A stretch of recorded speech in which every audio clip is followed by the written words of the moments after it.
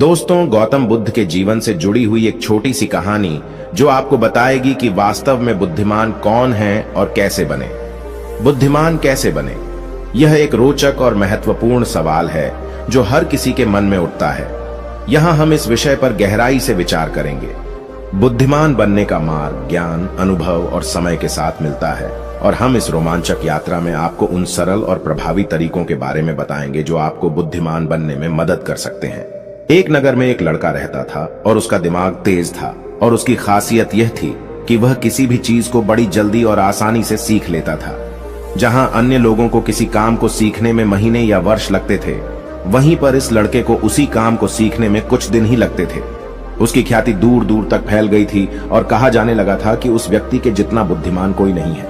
परंतु वह व्यक्ति तो जानता था कि वह भीतर से क्या है।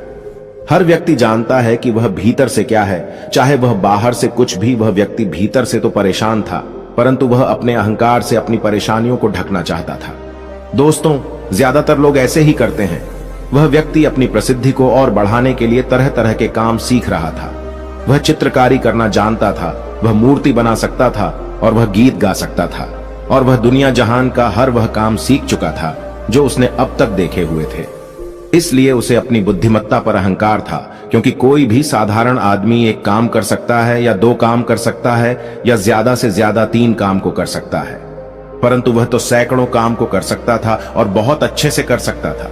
इसलिए उसे अपनी बुद्धिमत्ता पर अहंकार था। वह इस बात को अंदर ही अंदर मान चुका था कि उसके जितना बुद्धिमान इस दुनिया में कोई भी नहीं है। फिर एक दिन उसका सामना गौतम बुद्ध से होता है। उसे पहली बार एक ऐसा व्यक्ति दिखता है जिससे उसे ईर्ष्या होती है। अब तक उसने ऐसे लोग देखे हुए थे जो उससे ईर्ष्या करते थे, और जहां ईर्ष्या होती है वहां तुलना का होना निश्चित है। वह व्यक्ति अपनी तुलना गौतम बुद्ध के साथ करना शुरू कर देता है। वह देखता है कि बुद्ध के पास तो एक भिक्षा का कटोरा है, लेकिन उसके पास धन की कोई कमी नहीं है। बुद्ध के वस्त्र तो साधारण से थे, परंतु उसके वस्त्र बहुत कीमती हैं।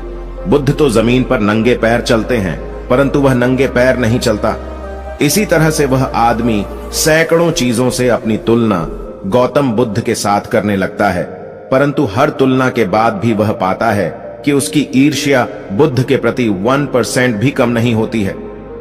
वह व्यक्ति मन ही मन सोचता है कि मैं इस बीच से अपनी तुलना क्यों कर रहा हूं, जबकि मेरा जीवन 100 गुना बेहतर है। लोग भी बुद्ध का सम्मान कर रहे हैं। आखिर इसके भीतर ऐसा क्या है जो मुझ में नहीं है और जिसके कारण मेरे भीतर इसके प्रति ईर्ष्या है। बहुत देर अपने मन में उलझे रहने के बाद वह व्यक्ति तय करता है कि वह बुद्ध के पास जाएगा और उनसे पूछेगा कि उनकी उपलब्धि क्या है। वह व्यक्ति अपने सेवकों के साथ बुद्ध के पास जाता है और उनसे कहता है कि मैं इस इलाके का सबसे बुद्धिमान व्यक्ति हूं और आप अपने आसपास जो भी देख रहे हैं मैं वह सब काम करना जानता हूं। किसी भी कार्य को सीखने में मुझे बहुत ही कम समय लगता है। सभी लोग मेरा सम्मान करते हैं, परंतु इस सब के बाद भी मेरे भीतर आपके लिए ईर्ष्या है। मैं यह जानना चाहता हूं कि आपकी उपलब्धि क्या है। ये सब लोग आपका आदर सम्मान क्यों कर रहे हैं। इसके बाद बुद्ध कहते हैं कि वैसे तो मेरी कोई उपलब्धि नहीं है, परंतु तुम कह सकते हो कि मेरी एक उपलब्धि है। वह व्यक्ति पूछता है कि क्या मैं जान सकता हूं। तो फिर बुद्ध कहते हैं कि मेरी एक उपलब्धि है कि मैं सभी उपलब्धियों को छोड़ चुका हूं। वह व्यक्ति बुद्ध से पूछता है कि मतलब मैं कुछ समझा नहीं। बुद्ध उस व्यक्ति से कहते हैं कि क्या तुम्हें प्रशंसा अच्छी लगती है। वह व्यक्ति कहता है कि प्रशंसा तो सभी को अच्छी लगती है। उसके बाद बुद्ध व्यक्ति से कहते हैं कि क्या तुम्हें निंदा अच्छी लगती है। वह व्यक्ति कहता है कि भला इस दुनिया में कौन है जिसे अपनी निंदा अच्छी लगी है। इसके बाद बुद्ध कहते हैं कि जो तुम्हें अच्छा लगता है और जो तुम्हें बुरा लगता है, मैं इन दोनों से भी ऊपर उठ चुका हूं। न मुझे निंदा सताती है और न ही मुझे प्रशंसा प्रसन्न कर सकती है। बस यही अंतर है तुम में और मुझ में। और उसके बाद वह व्यक्ति बुद्ध से कहता है कि परंतु यह कैसे संभव। बुद्ध मुस्कुराते हैं और उस व्यक्ति से कहते हैं कि तुमने सैकड़ों काम सीखे, लेकिन एक सबसे जरूरी काम को तुम सीखना भूल गए। वह व्यक्ति बुद्ध से पूछता है कि कौन सा काम बुद्ध। बुद्ध कहते हैं कि अपने मन को नियंत्रण करना क्या तुम्हें आता है। बुद्ध की बात सुन वह व्यक्ति समझ जाता है कि ईर्ष्या का यही कारण था। उसके बाद बुद्ध कहते हैं कि जिस व्यक्ति ने सारे जगत को जीत लिया लेकिन अपने मन को नहीं जीता, उसने कुछ भी नहीं जीता, और जिसने अपने मन को जीता परंतु अपना सब कुछ गंवा दिया, फिर भी उसने सब कुछ जीत लिया, क्योंकि वास्तव में बुद्धिमान व्यक्ति वही है जो अपने मन का शासक है, वह नहीं जो अपने मन का गुलाम है।